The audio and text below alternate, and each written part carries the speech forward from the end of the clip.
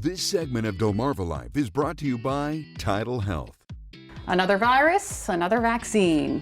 You can hardly turn on the news these days without hearing about monkeypox. As of last Thursday, cases of monkeypox have been confirmed in every state in the United States, with the exception of Wyoming. New York, California, and Florida reporting the most cases. And we'd like to welcome back to Delmarva Life the Vice President of Clinical Integration at TidalHealth. This is Dr. James Trumbull. Thank you so much for joining us this afternoon. I feel monkeypox, hearing it everywhere. But what is it? So part of the reason we want to talk about this is because we are, we've had this pandemic with COVID for the past couple of years, and this has certainly been expanding significantly.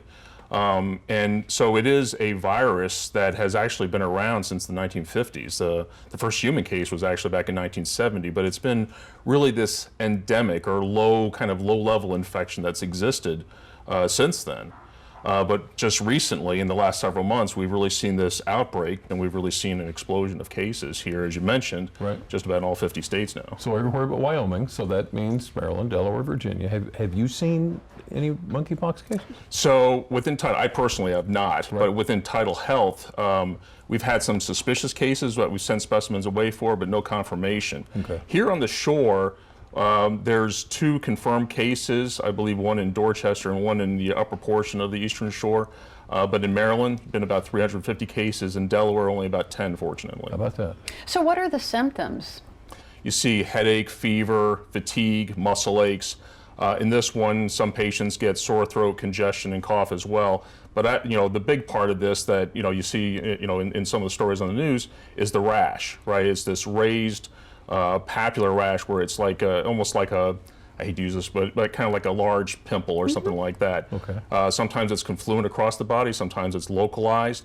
But the thing that's very true about these is that they're very painful until they get to the point where they crust over, kind of like chickenpox does. So how do you treat it?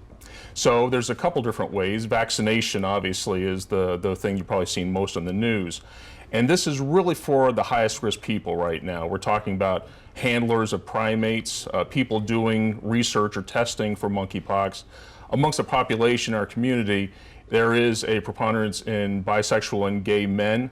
But how you treat this is really getting vaccination. Initially, it was set up to be 2 doses 28 days apart, but in trying to increase capacity, they went to 1 dose, and then since then have actually found that 1/5 of a dose, so just 1/5 of it, will actually work just about as well for an immune response as a full dose. So now we've expanded it really 5 times what we originally got. So treatment is basically prevention. Are there other preventative measures we can take? There's a couple of medications out there that they're using, one called TPOXX, another called Tempexa, which are antiviral medicines like you've seen with COVID. You've also seen it with the flu. We have medications out there like that. There's also something that's akin to an antibody infusion, one that's actually used for a similar virus that they found works fairly well with monkeypox as well. So a vaccine is available? Yes, it is.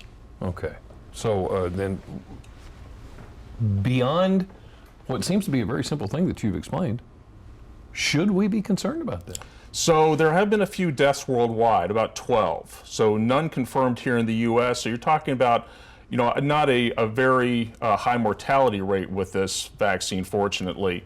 But it does, it's not an insignificant infection. It's very painful. It does spread easily with direct contact and intimate contact. So it's not to be trifled with. And people, it's like other discussions that we've had with other viruses. People are immune suppressed. Cancer patients, patients with certain autoimmune diseases, things of that nature, are going to be at higher risk of even dying from this. So it's still not insignificant. Fortunately, so far, it's been otherwise healthy people primarily getting it, which is why we haven't seen the deaths with this.